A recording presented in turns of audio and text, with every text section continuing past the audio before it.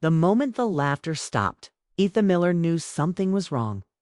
The Sunday dinner had started like every other one in that quiet New Jersey suburb, warm lights, soft music playing from a small speaker, and the smell of roasted chicken. Filling the house for a few minutes, it almost felt safe. Familiar. Like family still meant something solid. Then his brother cleared his throat. Ryan Miller always knew how to take control of a room. At 37, he had the confidence of a man who believed he had already won at life. Good job, nice house, loud voice. When Ryan spoke, people listened sometimes because they wanted to. Sometimes because it was easier than pushing back. I think we should be honest tonight, Ryan said, smiling as he looked around the table. Ethan felt it immediately. That quiet pressure in his chest. He didn't look down. He didn't speak. He had learned long ago that silence was safer. Ryan continued, "We're all adults here. And honestly, I'm tired of pretending everything is fine." The fork slowed. His mother paused mid-bite. His father leaned back slightly, already uncomfortable. Ryan turned directly toward Ethan. "You're 34. If you don't talk about your work, you don't show progress, you just exist. And somehow we're all supposed to clap for that." Few people shifted in their seats. No one interrupted. Ethan kept his hands folded on his lap. His face stayed calm, but inside, memories rushed in late nights alone.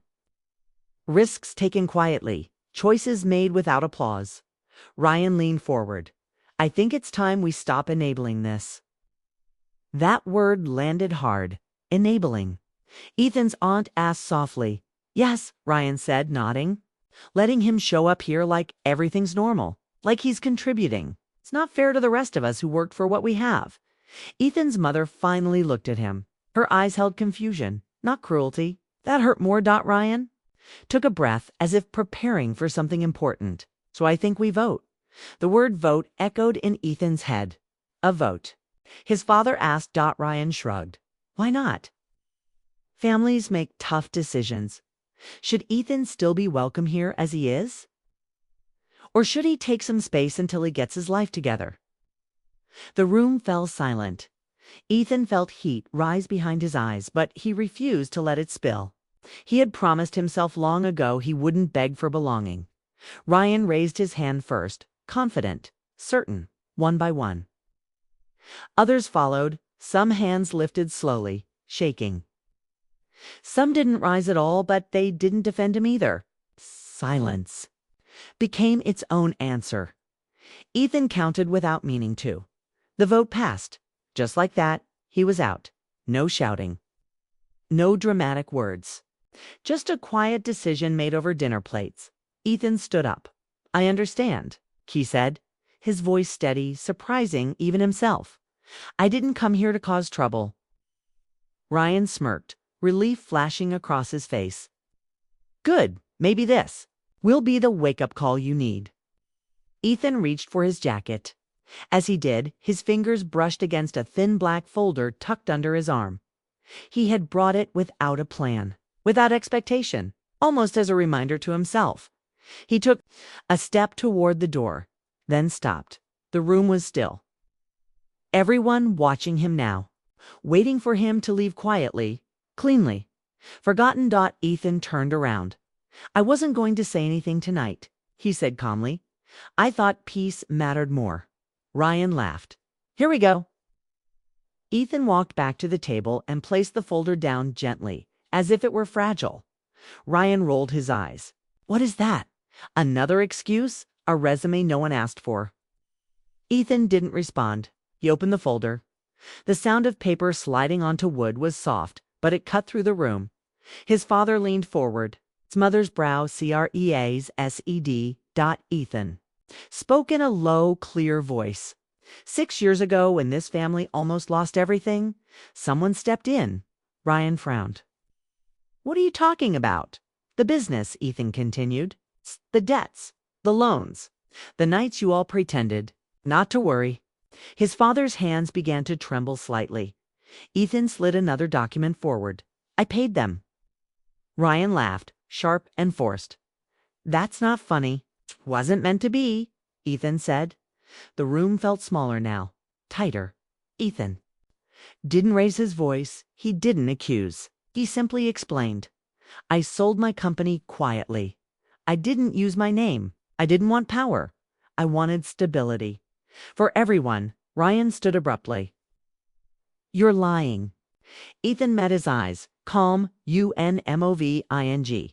Another paper slid across the table. Ryan grabbed the folder, flipping through pages faster.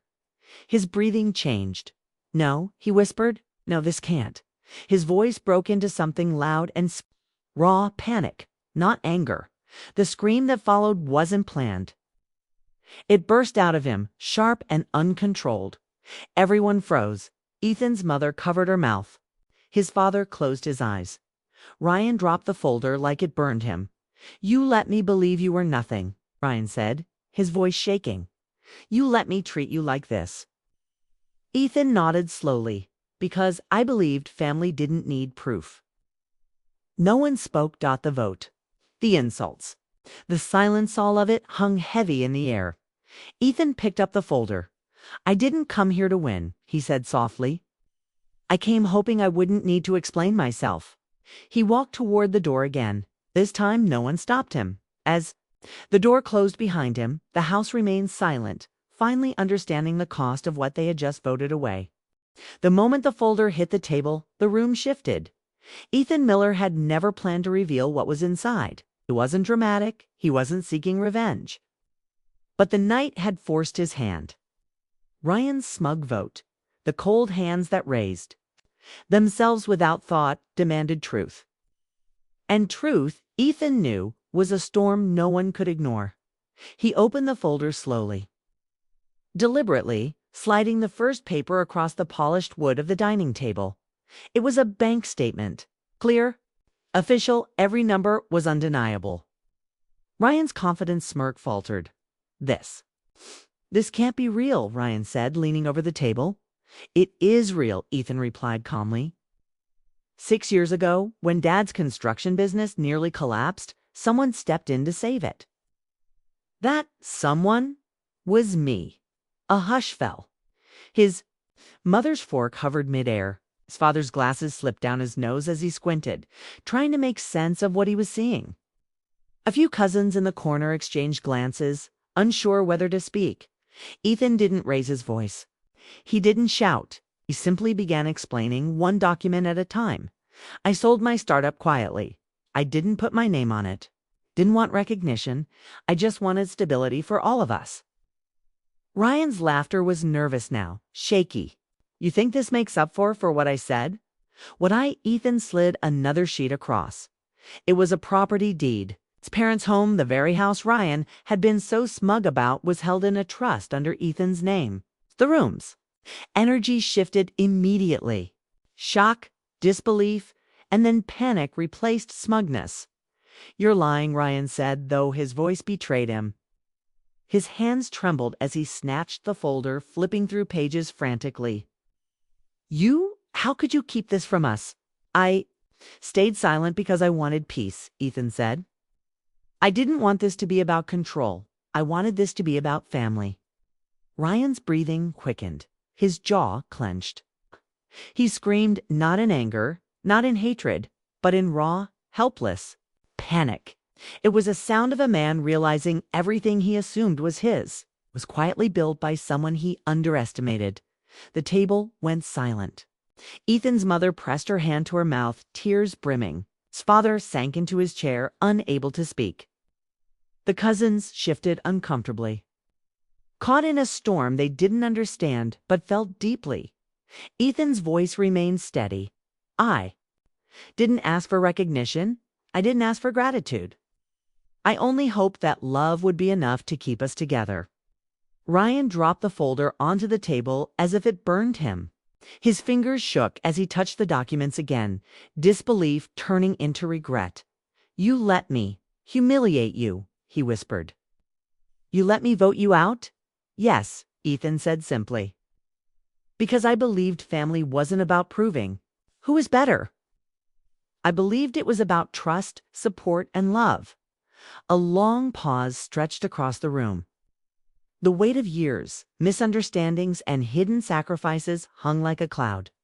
Ryan sank into the chair beside the table, face pale.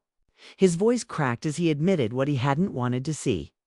All this time, I thought I was right. I thought I knew. I didn't know anything. Ethan placed the folder back in front of him. You didn't know because I chose not to tell you.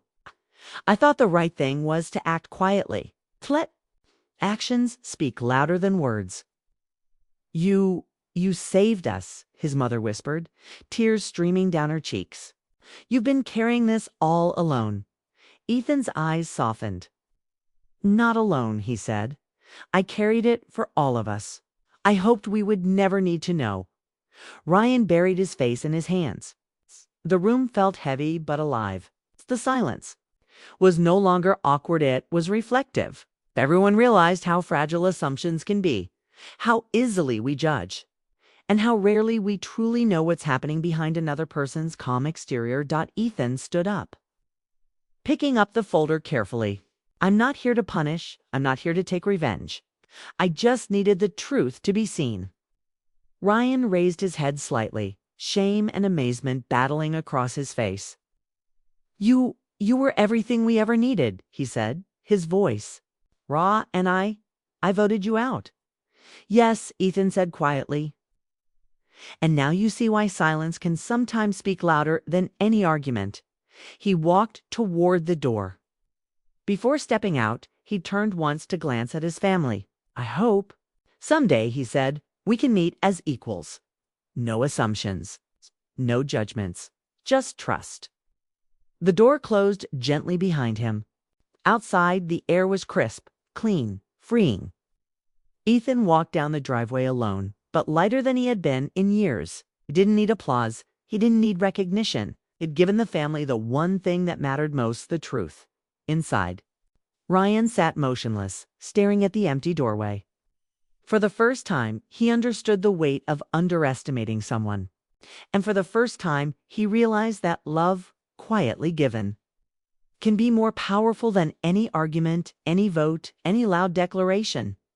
Ethan's quiet courage had changed everything. And in that silence, the family finally began to understand the cost of judgment, the value of sacrifice, and the power of action spoken without words. It was not revenge, was not victory, it was truth. And for Ethan, that was enough. The house remained quiet, but the air had shifted. Hearts were heavier, but wiser. Eyes were wet, but open.